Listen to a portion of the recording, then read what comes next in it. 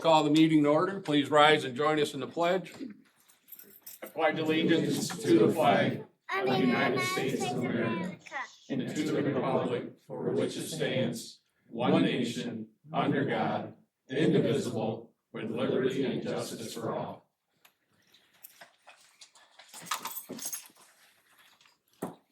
Have a roll call, please. Owens. Here. Taylor. Here. Cummings. Here. Raybrook. Here. Carlstrom. Here. Peoples. Here. And Whalen. Here. Thank you. Any additions or corrections to the business and consent agenda? None for me. I'd entertain a motion to approve. So moved. Motion by Carlstrom, Second. support by Braybrook. All in favor? Those opposed? Motion passes 7-0. This time we'll open the floor for public comment for agenda items. There will also be public comment at the end of the meeting for any item you'd want to bring to the council's attention. We'll start right in the front row. Courtney? Bruce? Good. Vicky? Alex? Is this the time I should speak if I want to talk before the planning commission nominations? I'm gonna actually ask if anybody, that did put in for the planning commission, board member spot, if they would like to address the council, they can at that time. Okay, then nothing else. All right, thank you. Scott? No, sir. Mike? No. Lori? Chief? Dale? No. Karen? Sue? Jody? All right, moving on. We'll close out public comment. I'd like to say welcome to Christine to the board. Thank you. That's it. All right, Thank you. you're not public, but we'll let you slide. All right, public hearing, we have none, old business, none, new business, village complex dedication. Okay, thank you, Mr. President. So yeah, we're on 9A Village Complex Dedication. We had a number of folks from the community join us earlier for a open house that we had. We also had one with the DDA last month, and in front of you is the plaque that we have out front dedicating the village complex. So President Whalen asked if I'd make a couple of remarks to mark the dedication, and I'm going to start by reading some of the plaque, and then I have some prepared remarks related to the comments that we have on the plaque. So Sparta Municipal Complex, dedicated to the residents of Sparta, past, present, and future. This municipal complex reflects the shared values of transparency, stewardship, and progress. So that's what I'm going to talk about mostly in my remarks. So past, present, and future. There are many individuals who have helped serve this village over the years who laid the groundwork for this project. Former council members, staff, volunteers, and engaged community members who believed Sparta deserved facilities that matched its potential. But it was our present council that made this project a top priority and brought it to completion. They did so not only to serve the needs of today, but to prepare our organization for the future. And that brings me to the values reflected on the plaque out front. Transparency. The Village of Sparta has long prided itself on the level of transparency we voluntarily provide to our residents. We post meeting packets, agendas, and minutes online well in advance. We have maintained an open door approach with residents and the business community, and we strive to communicate clearly and proactively. This building strengthens that commitment. We now have a fully ADA compliant facility. We have advanced sound systems, which you're hearing me talk on now, that integrate seamlessly with hearing aids. We have a professional recording capabilities to capture meetings for those who cannot attend in person. Our parking areas, restrooms, and lobby are safer and more accessible to everyone. Transparency is not just about information, it's about access. This building ensures that access is available to all. Stewardship. From the beginning, this project was designed to be practical, efficient, and responsible. We built on land that the village already owned, adjacent to our police department, maximizing existing public assets. The site provides room to grow in the future if additional storage or parking is needed as the village continues to develop. We sold our former village hall and reinvested those proceeds directly into this project. Because of our strong financial position, we received the highest possible bond rating for a village of our size. We used savings for a substantial down payment, resulting in a modest $2.5 million bond that will be paid off over 20 years with a modest interest rate of 3.8%. This building and its grounds will far outlast the life of this financing. Through careful management and investment with Michigan Class over the past 5 years, we've generated enough interest earnings to fund the down payment of the project. As a result, we maintained the same level of fund balance today as we had in 2022, even after completing this project and several other major initiatives. That's stewardship, and we're not finished, and I think it's something that we're all really proud of. Progress. The building is not the end of something, it's part of a larger vision. Over the next several years, the village has significant initiatives planned: street improvements, park investments, wastewater system upgrades, kayak launches, pedestrian bridges, airport hangars, water system improvements, and new private development, just to mention a few. This facility is an illustration of the forward-thinking leadership and commitment to long-term progress. And we're accomplishing all of this without raising the millage rate. That is possible because of disciplined financial management, strong leadership from the council, and an exceptionally capable staff team committed to building for the future. And Thanks, that's all I have. appreciate it. Yeah. All right, moving on, recording policy. Okay, council has before you tonight the recording policy that we discussed at the last council meeting. I think it does a pretty good job of putting into practice everything that we outlined at the last meeting. It's before you on the screen and also in your packet. I'll be happy to answer any questions. Do you have any questions on the recording policy? Hearing none, entertain a motion to approve. I'll make that motion. Motion by Braybrook, Support that. support by Cummings. Any other discussion? Hearing none, all in favor? Aye. Those opposed? Motion passes 7-0. Right, moving on to planning commission appointments. It was refreshing to see we have 3 individuals interested. Typically I have to go out and kind of beg to have somebody fill them seats, so if any member that is put in their application or resume would like to address the council, you can start with Alex first.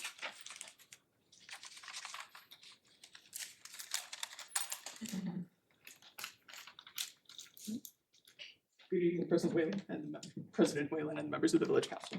Just hit the button, yeah. Oh, there's a button here? Yep. Cool, look at Oh, a little harder. There you go. There you that. go. That's a real button. Sorry about that. Good evening, President Whalen and the members of village council. My name is Alex Bucko. My wife and I moved to 141 Amelia Street in September, and we've been charmed by our new hometown here in Sparta. The community events that are put on in here, like Applefest, Dough Days, and the holiday decorations that I've seen just since moving, are delightful and the sort of thing that I have been sort of trained to look out for after the time I spent working with the city of East Lansing. I worked with the city of East Lansing for just about 11 months as part of the Planning, Building, and Development Department, where I was responsible for putting on community events very similar to the stuff like Dough Days, Applefest, etc., as part of preparing and also, planning those sorts of events. I knew that my time in East Lansing would be limited as I was only living there with my wife as she finished her PhD at Michigan State. But now that we've landed here at Sparta and we've bought a house, we have no intention of moving anywhere. So I'm excited to invest in my local community and sort of give back and apply my skills in a way that I think is helpful. To that end, I've recently started, I run a chess club at the library. It's actually why I wasn't here in time for the plaque dedication. I would have loved to be, but the chess club is Monday afternoons. So I barely had enough time before I could come over here. In that same respect, I'd like to put forward more of my skills and time into serving on the planning commission. I think I'd be a good fit for it. I consider myself a patient and prudent man, and I think those sorts of things would do well for reviewing site plans and changes to the zoning ordinance, sort of thing that I find exciting, and I really didn't think I would ever say that about myself until I started working for the city of East Lansing just about a year ago. I'd say that working that role actually sort of awakened a latent interest in civics that I didn't know I had, and I think this is an excellent opportunity for me to sort of get my feet wet in that respect, and instead of serving on the staff side, serve on the commission side. I already have some familiarity with Robert's Rules, both from my time in college when I was a member of a fraternity that used Robert's Rules to govern their own meetings, as well as the time I spent with the city of East Lansing, and of course a passing understanding how local government already works for the fact that I was part of a working local government for a while. So I really hope you'll consider me. I consider myself to be a big nerd, and I think that is a good fit for this role. Thank you. Thanks, Alex. Ricky, would you like to? Yes, please. Hello, my name is Ricky Johnson. I'm at 29 Centennial, Sparta, Michigan. I've been a community member of Sparta for the last 18 years, 5 within the village. Seeking to serve on the planning commission, pretty much to help guide Sparta's future growth, support, long-term vision and benefits of all the residents. Now, I think I have a pretty good understanding of the role of the planning commission, or planning council, sorry. I've attended several meetings here, participated in the meetings. Earlier in my career, I spent about 15 years in public service. At a glance, kind of understand the challenges and opportunities that arise within the community.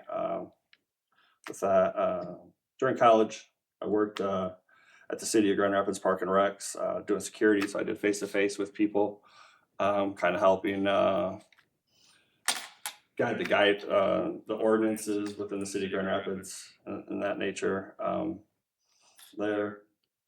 After that, I served 7 years in law enforcement with the village of Douglas, city of Lowell, both small villages. So I know kind of the inner workings of how small government works, that aspect of it. I enjoyed it immensely. Constantly worked closely with the public sector and the community itself. Past 10 years, kind of got out of that and been employed in the skilled trades, spanning customer service, quoting, sales. My technical experiences, including in electrical, low voltage, community data systems. And then also now I kind of switched over to heating and cooling and HVAC, so kind of just all over in the trades, but I enjoy it. With that, outside of work, I facilitate Monday night basketball here in the village of Sparta at the Sparta Basketball Baptist Church. I opened that up before I got here, and it's running pretty well without me so far. But also, I am on the zoning board of appeals for the village of Sparta, though they have not met in a long time. I was given the packet of the ordinances and everything to read, which I did. So I'm pretty familiar at that aspect of it if it ever does arise for us to meet there. Again, participating in the council centers, our council meetings, and the planning commissions. Last couple of years, I was there for the plan or the village master plans when you went over there and discussed all that. So I've seen that. I was a part of the meetings in the audience for the zoning changes and the development changes also. And that's about it. Sorry.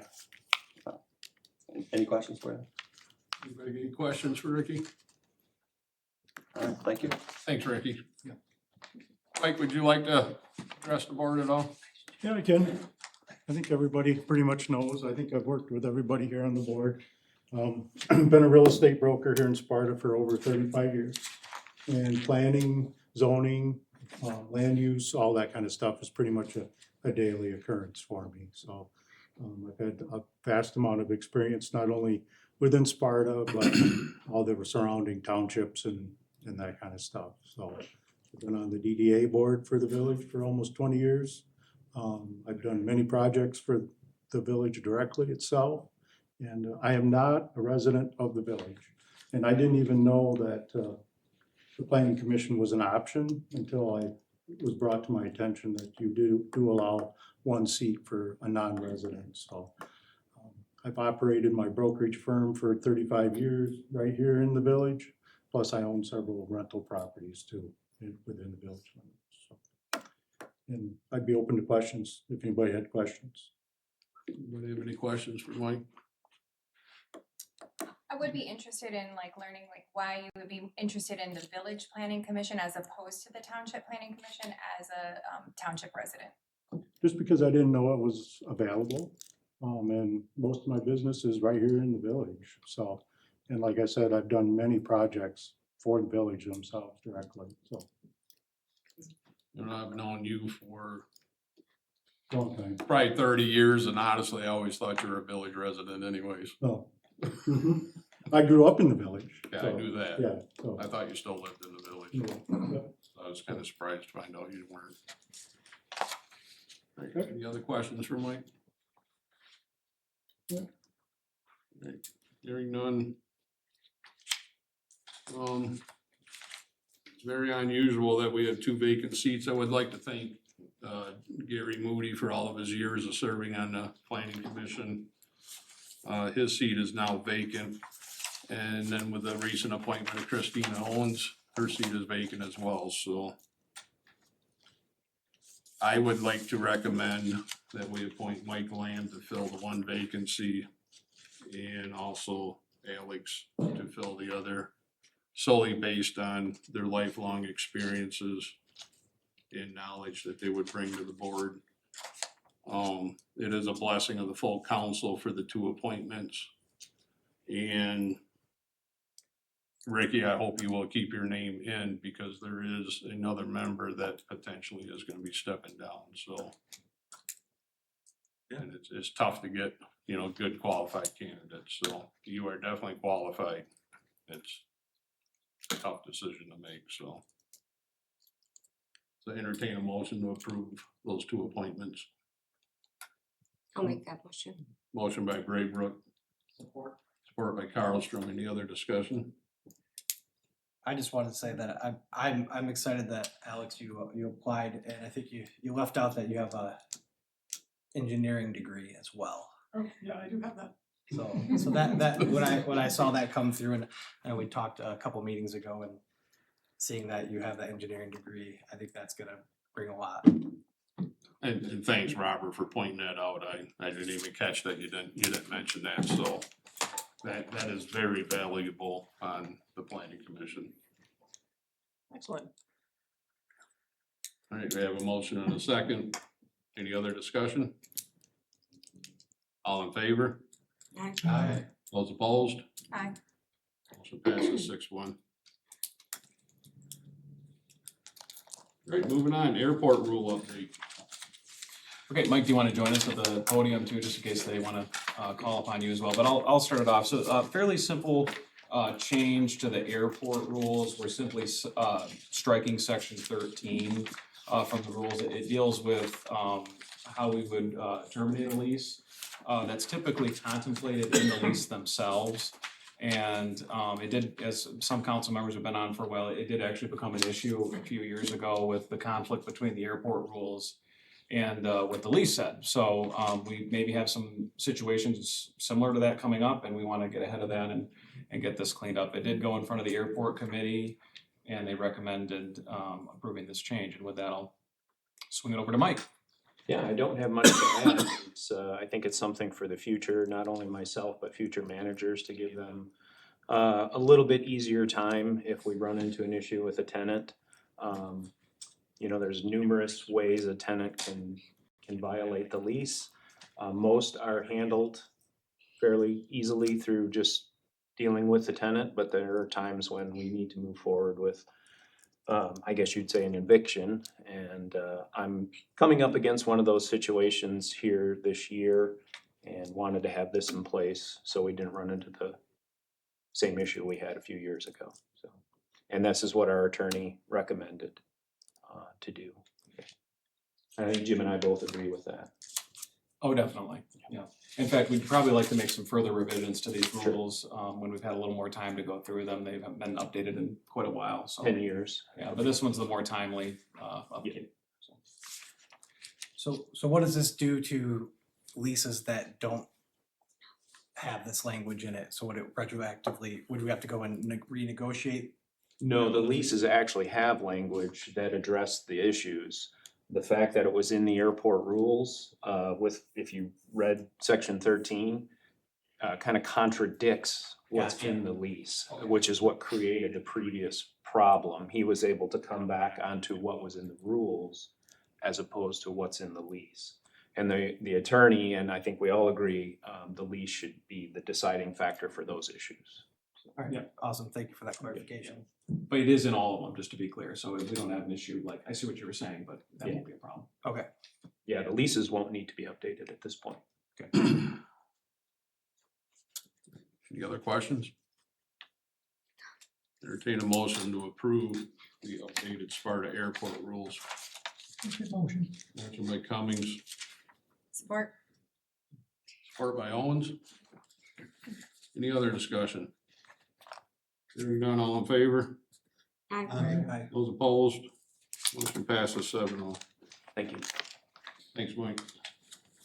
Right, moving on, resolution 2602, a resolution to appeal resolution 2515.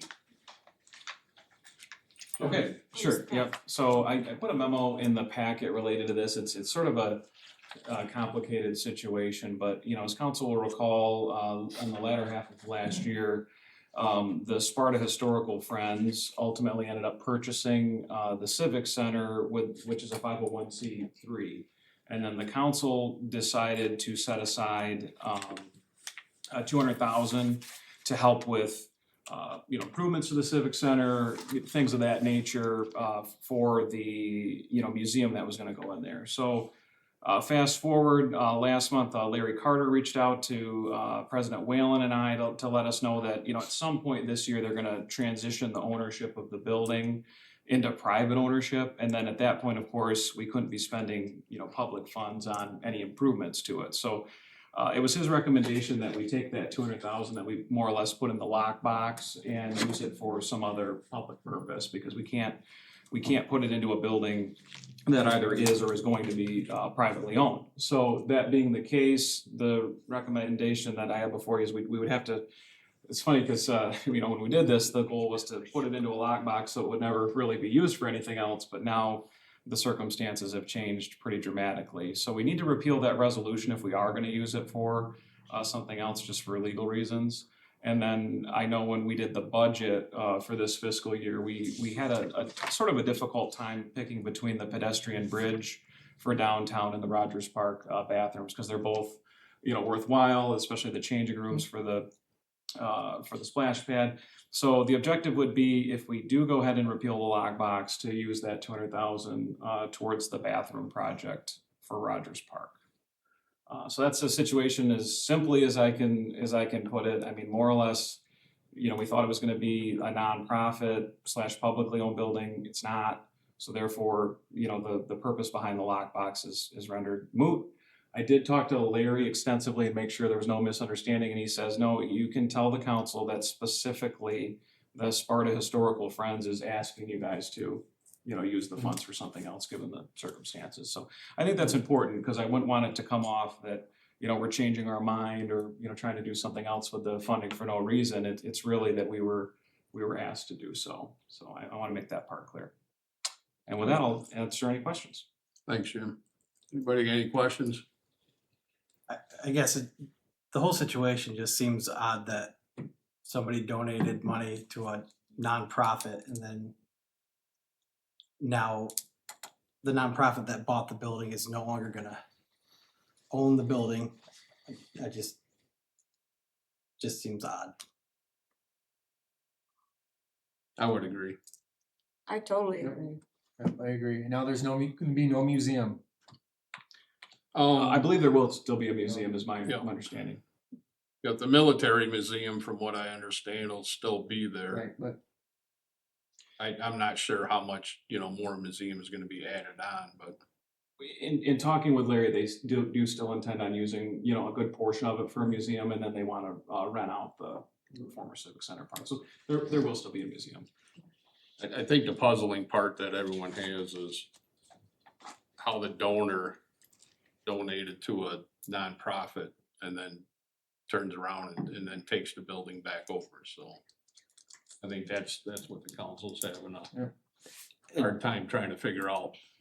And from reading the historical commission minutes, it was clear in the minutes that the benefactor was, you know, basically dictating whatever was going to be going on with the renovations.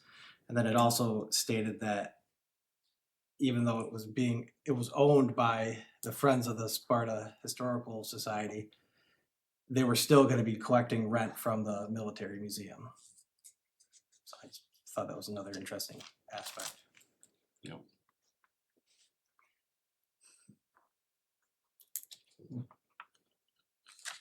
Anybody have any questions? This isn't anything that can come back on us later. No, not at all, no. I mean, it was completely voluntary for us to have set the money aside, and I think the council's intention behind it was certainly a good one. You know, it just didn't work out as we planned, but you know, we can potentially parlay that into the bathroom, so it'll still be a silver lining there, potentially. Okay, Has all the communication been between Mr. Carter and the village? Correct. So the benefactors haven't I'm not come talking forward? about it. Okay.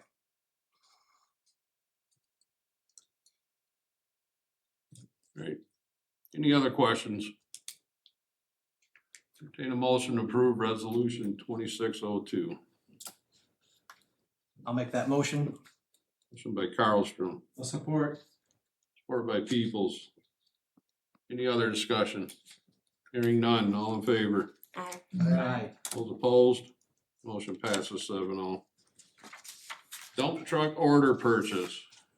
And I will call to the dais Bill? Mr. Hunter. I could probably speak on this one as well. Council will remember in the CIP and in our planning, we're planning on purchasing 2 new dump trucks.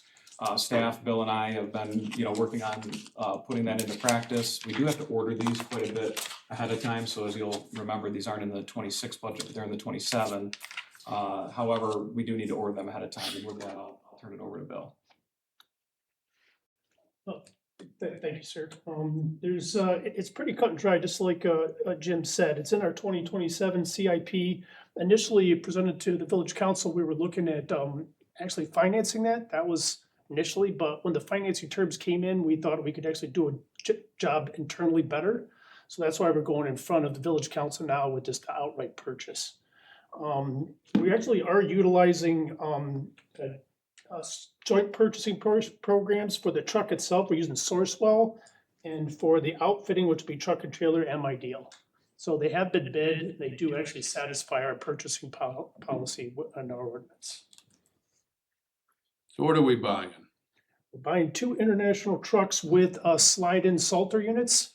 The cool thing about these Salter units that we're purchasing, as you can see probably out back when you guys did your tours, we have one fixed Salter unit and the other one's a slide-in unit. That slide-in unit has never been out of that truck because we don't have the equipment to get it out of the truck. The good thing about these new Salter units, they're gonna come with legs. So they'll sit a little higher, the Salter unit. What you do is you tip it and then you start sliding it out, leg folds down, and the other leg folds down. So now you have Salter units out, now you have the truck and where you can actually haul this. We've only really had one big truck to haul. We'll use smaller trucks to haul snow to get it out of the downtown and other areas. Now we'd be able to utilize and have 2 trucks.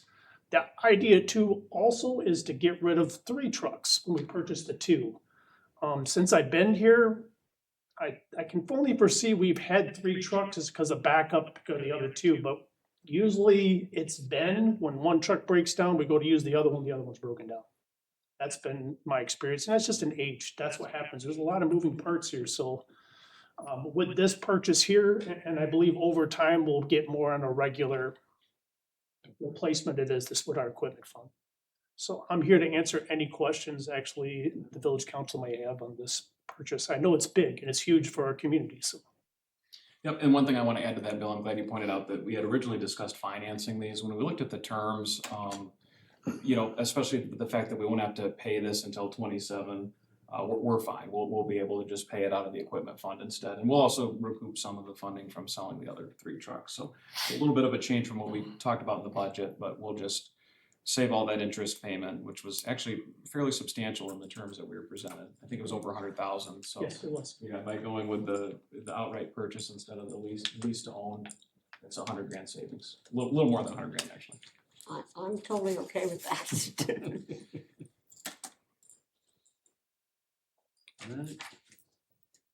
Entertain a motion to approve the dump truck order purchase. I'll make that motion. Motion by Braybrook. Support by Cummings. Any other discussion? Can we just clarify that that's for purchasing the trucks and the outfitting, please? Is that the motion? Yes. Okay. Sounds like that's the motion. Alright, all in favor? Aye. Those opposed? Motion passes 7-0. Okay, moving on, license agreement with 171 East Division Street. Okay, so we have sort of a dynamic situation going on with our parking lot downtown and the Dollar General building. So something we've been talking about quite a while, the Utilities Committee met on it as well. So in a nutshell, there's a sanitary sewer lateral that services the Dollar General building, which is in fact under the village-owned parking lot. And it's been there for some time. However, on our as-bills and so forth, there's no record of it. And we also don't have a license agreement or an easement or anything of that sort in place with the Dollar General building owners for that. So during construction, it's possible that it was damaged. It may have been unrelated. It's at least possible that it got damaged during the construction, but of course, we didn't know it was there. It didn't exist on the Mystic system, and it really shouldn't be there. It was decided by the Utilities Committee meeting that they should move the lateral into the road right of way in front of the building, as is required of all buildings, whether they be downtown or in the village. You generally don't allow them to have a lateral going out over private or public property. Unless there's an agreement in place. So that was where we left it. It did turn out that the Kent County Road Commission would rather not have 13-mile cut up for what they consider to be like a non-emergency situation until the plants reopen for asphalt, which could be a few months from now. So given the circumstances, I worked with our attorney and the attorney for the property owner to devise what you could think of as a temporary solution, which would, in a nutshell, I mean, it's a little more complicated, but allow them to fix the lateral that's on our property and use it as long as they fix our parking lot and those kinds of things and don't change the use of the building or things of that nature. And then if or when it fails again, they would have to move it, or I've been working with this property owner on the potential redevelopment of the building if Dollar General ever moves on. During that site plan process and remodel, they would then, move it into the right of way too. So it basically just allows the status quo to continue in the interim. It would appear on the title work for the property, which I think is important because, in years past, things like this would get done and they wouldn't be recorded and you can end up in the situation that we're in now. So we think that that's really important that it be recorded and that it be on the Mystic system and that it be something that's approved by the village and the council. So that's what I have in a nutshell. I'm happy to answer any questions on it. I know Bert's the chair of the Utilities Committee. He could chime in as well. But yeah, at the time they recommended not allowing this, but then given the new information, it was recommended that we go ahead and work on some type of a license agreement, so. Yeah, how is this damaged and how is it repaired? So we don't know exactly how it's damaged. I talked with the property owner and they said they're gonna provide us some camera work. But the pipe is damaged in some way and they're gonna have to cut open our brand new parking lot, open it up, fix the lateral that's there and then repave the parking lot. Is how it would be fixed. How it's damaged, we don't know for sure. Okay, so we don't know if there were probably back in the day, there were probably several laterals or whatever that went there. Is that correct? There used to be more buildings. This is the only one. That street, yeah, this is the only one that it affected or that we know of because the others are probably gone.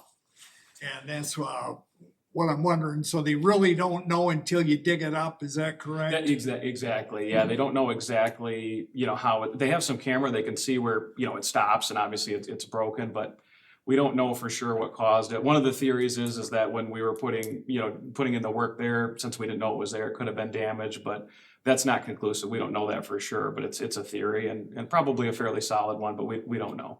And approximately how deep is it? I don't remember. 6.5. It's at least 6.5. 6.5. Bill's saying 6.5 feet, yeah. It's gonna be, quite the project in the parking lot. And the reason why the Utilities Committee was pretty reluctant was, one, it shouldn't have been there, right? But two, cutting open our brand new parking lot, but it's just a unfortunate situation. So, well, I mean, that was my thinking on it. There were probably more buildings there back in the day and then they get tore down and then the parking lot goes on, but still that's you know, underground and, you know, what I guess what I wanna say is who broke it.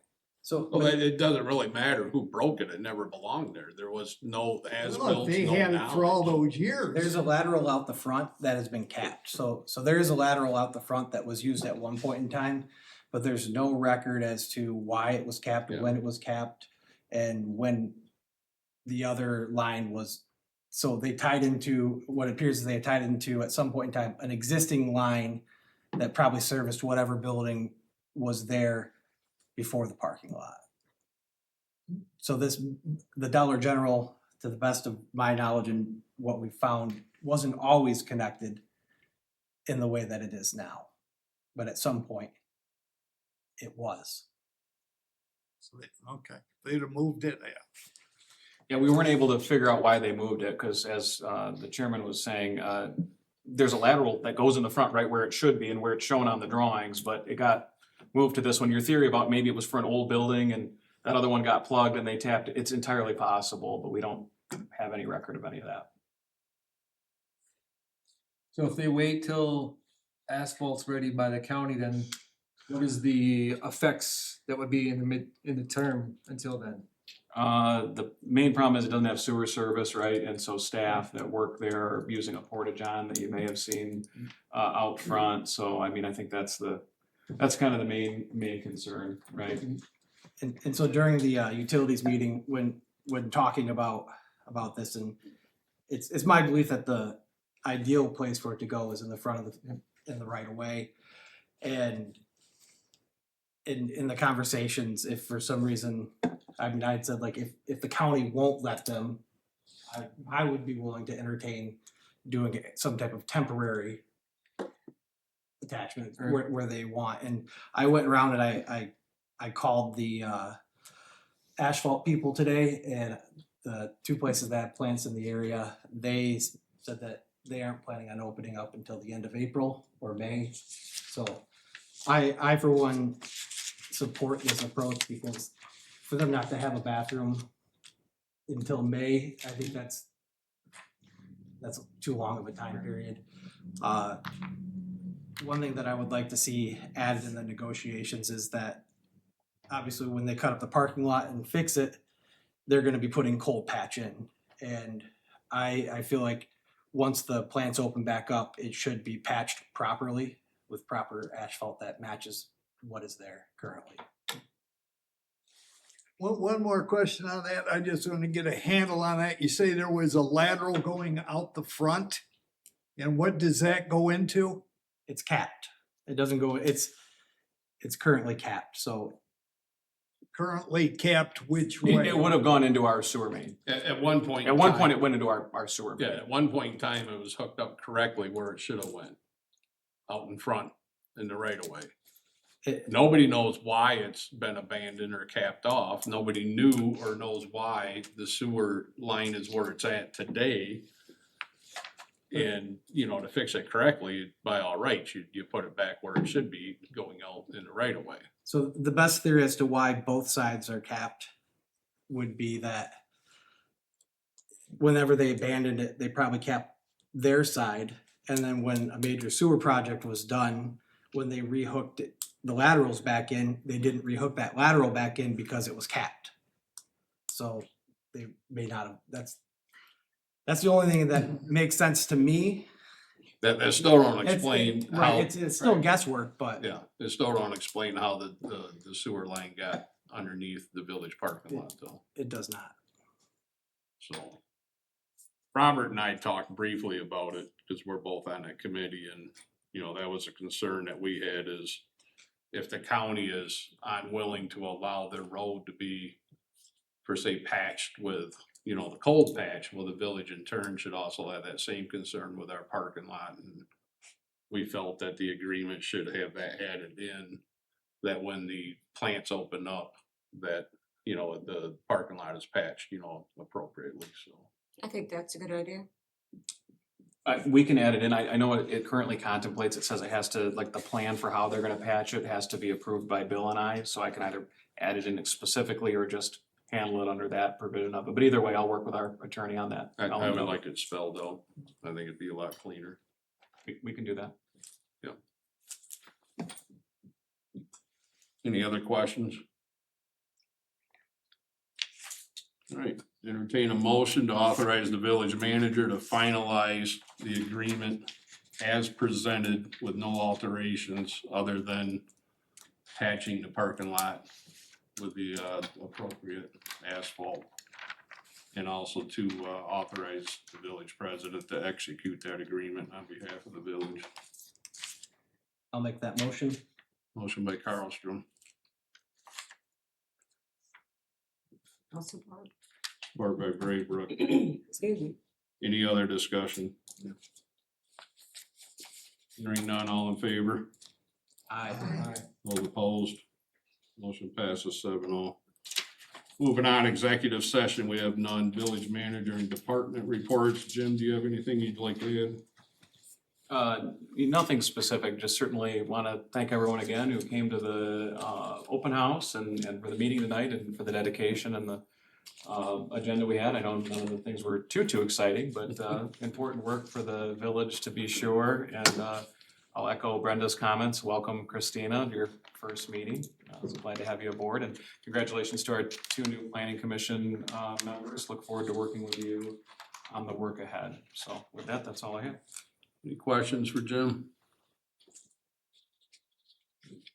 Bill, you have anything further? Any questions for Bill?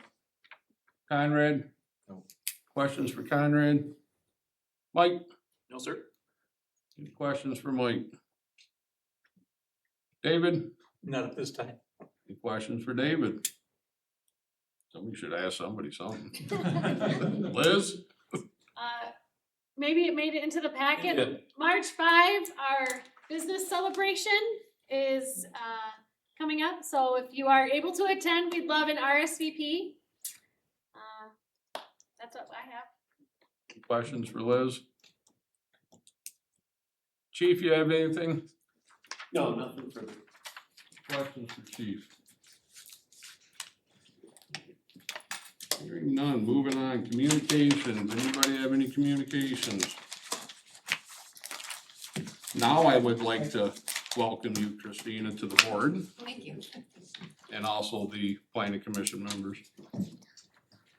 Anybody else have anything? I guess I'm not sure if it should be here or in the council member announcements, but I'm just gonna do it here. I'd like to talk about this building and the long journey that it has taken for this to become a reality. And I just wanted to give memory and thanks to the person who really instilled in me why this village complex was important, and that was Gail Taylor, who served on this board, and he's been was a member of our community for a long time and gave a lot. And in his recent passing, I just like to give him credit for at least my push to get this made. And he was a big champion of it, and I didn't know him before serving on council, but in the time that I did serve on council, he made a big impression on me and really helped me get my feet. And I just want to give thanks to what he did for me as being a member of this council and having this building be done. Thanks, Robert. It was very nice. Any other communications?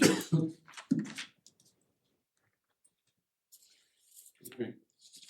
Any city head questions from the audience?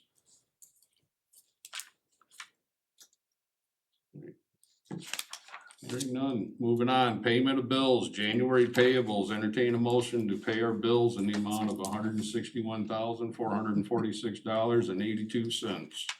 I'll make that motion. Motion by Taylor. Support. Bill is spending money. Support by Cummings. Any questions on the bills? No.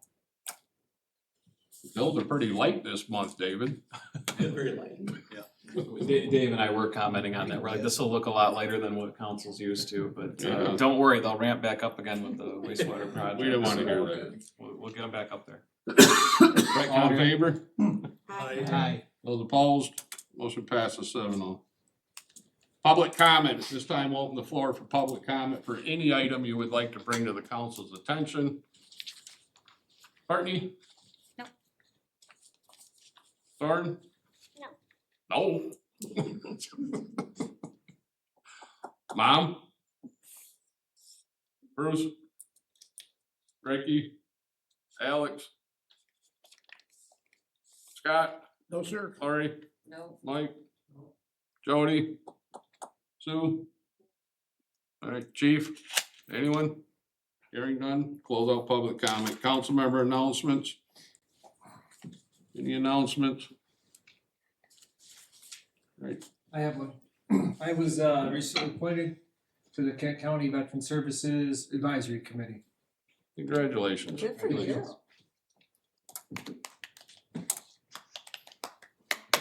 I'll clap for you. That's a big deal. All right, adjournment 7:16.